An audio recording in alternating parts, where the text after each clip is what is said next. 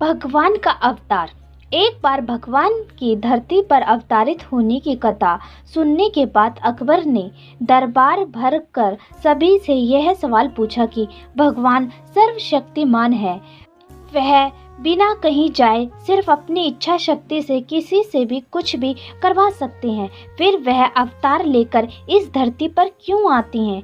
दरबार का कोई भी व्यक्ति इस सवाल का संतोषजनक जवाब नहीं दे पाए तो अकबर ने बीरबल की तरफ देखा। बीरबल ने अकबर से इस सवाल का संतोष कारण उत्तर दे पाए इसीलिए थोड़ा समय मांगा।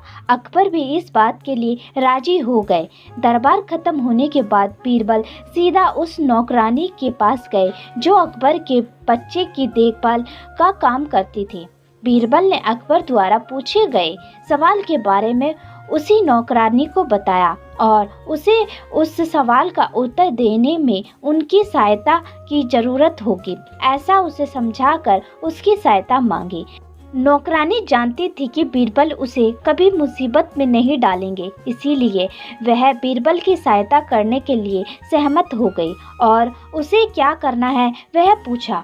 बीरबल ने उसको बताया कि जब शाम को हमेशा की तरह अकबर जब अपने बच्चों के साथ खेलने के लिए आएंगे तब तुम्हें किसी बहाने से बच्चों की जगह उनके जैसे दिखने वाले खिलौनों को तालाब में गिरा देना है। अगले दिन शाम को जब अकबर टहलने के बाद जब तालाब के पास आए तो उसने नौकरानी से अपने बच्चों को लेकर आने के लिए कहा। नौकरानी बीरबल की समझाए अनुसार बच्चों का खिलौना कपड़े में लपेट कर लेकर आई और लड़खड़ाने का नाटक करते हुए उसे तालाब के पानी में गिरा दिया।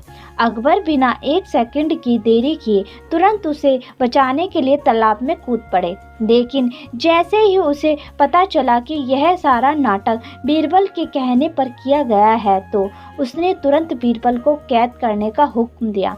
बीरबल ने भी एक मिनट की भी देरी ना करते हुए अकबर से कहा कि यह आपके उस सवाल का जवाब है जो आपने मुझे कल पूछा था।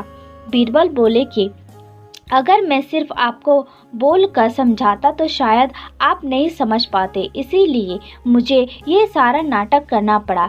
जैसे आपके पास इतने सारे नौकर होते हुए भी आपने अपने चहेते बच्चे के लिए खुद ही पानी में कूदना बेहतर समझा। बस इसी तरह भगवान भी अपने चाहते लोगों के लिए उन्हें मुसीबत से बचाने के लिए खुद ही धरती पर अवतरित होते हैं, फिर चाहे वह अपनी एक इच्छा मात्र से उनकी सहायता कर सकते हैं, लेकिन यह उनका प्यार ही है जो उन्हें धरती पर खींच लाता है। बीरबल की बात सुनकर अकबर का गुस्सा शांत हो गया और उसके जवाब से अकबर भी पूरी तरह संतुष्ट हुए। दोस्तों, आपको हमारी ये छोटी सी अकबर बीरबल की कहानी कैसी लगी प्लीज़ कमेंट करके ज़रूर बताएं और आपका बहुत बहुत धन्यवाद हमारी पूरी कहानी सुनने के लिए। फिर मिलते हैं आपको नई कहानी के साथ, तब तक के लिए राधे राधे।